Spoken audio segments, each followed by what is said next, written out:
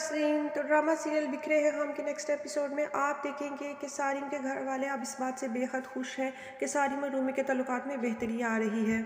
रूमी अब सारिम के साथ अपने रवैये में बहुत ही ज़्यादा तब्दीली लाने की कोशिश करेगी, क्योंकि उसकी माँ भी उसको समझाती है कि सारिम बहुत अच्छा इंसान है, ऐसे इंसान किस्मत में बार बार नहीं मिलते। तुम अपनी बेरुखी से उसे गंवा ना लेना, उसकी कदर करो और उसका साथ दो। और अब तो रूमी को भी ये बात पता चल गई है कि सारिम ने उसका कहाँ कहाँ साथ नहीं दिया। हत्ता कि उसके साबिका ससुराल वालों के मामलात को भी सारिम ने बहुत अच्छे तरीके से दिल से निभाया है। ये सारी बातें रूमी के दिल में सारिम की जगह को मज़ीद बढ़ाने में काम कर चुकी हैं। लिहाजा वो भी यही चाहती है कि सारिम के साथ अपने तल्लुकात को नॉर्मल करे। दूसरी तरफ सारिम ने सैरिश को बाहर भेजने में बेहद अहम किरदार अदा किया है।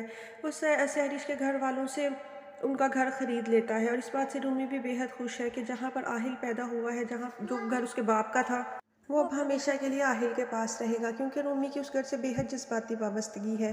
ताबिश की वजह से जब वो ब्याह कर उस घर में गई तो उसने उस घर को बहुत प्यार मोहब्बत से अपनाया था और उस घर में एक बहुत ही खूबसूरत वक़्त गुजारा होता है। लिहाजा जब उसको ये बात पता चलती है कि सैरिश के इलाज के लिए ताबिश के वालिदैन को मुश्किलात से गुजरना पड़ रहा है और वो अपना घर बेचते हैं, तो वो सारिम से कहती है कि आप वो घर ख़रीद ले। और सारिम तो रूमी की हर बात दिलो जान से मान ही लेता है। लिहाजा वो घर ख़रीद लेता है और रूमी का नाम कर देता है। अब रूमी इस बात से बेहद खुश है कि वो घर हमेशा के लिए आहिल और रूमी को मिल गया है। मगर दूसरी तरफ रूमी की सास इस बात से बेहद फ़िक्रमंद रहती है कि रूमी और सारिम सैरिश के मामलात में और उसके घर वालों की परेशानियों में ही घुलते चले जा रहे हैं। इन लोगों की ज़िंदगी नॉर्मल कब होगी। वो ये शिकवा अपने शोहर से भी करते हुए कहती हैं कि रूमी ना जाने क्यों बस अपने साबिका ससुराल वालों की फ़िक्र में ही घुलती रहती है। उसको चाहिए कि मेरे बेटे को टाइम दे, उस पर तवज्जो दे। मगर सारिम के वालिद उसको समझाने की कोशिश करते हैं कि ताबिश के घर वाले इस वक्त बेहद मुश्किल हालात से गुजर रहे हैं।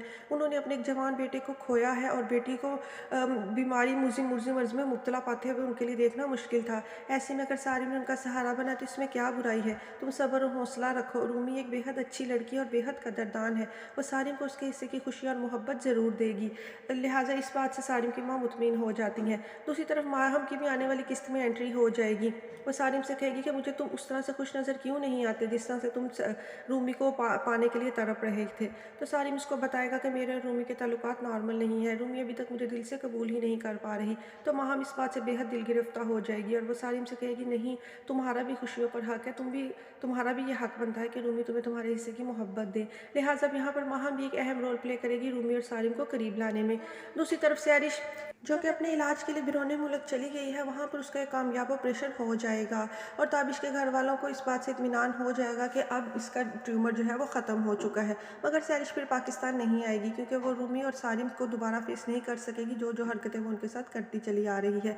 मगर ताबिश के घर वाले इसी बात से मुतमिन हो जाएंगे कि अब उनकी बेटी उनके साथ रहेगी।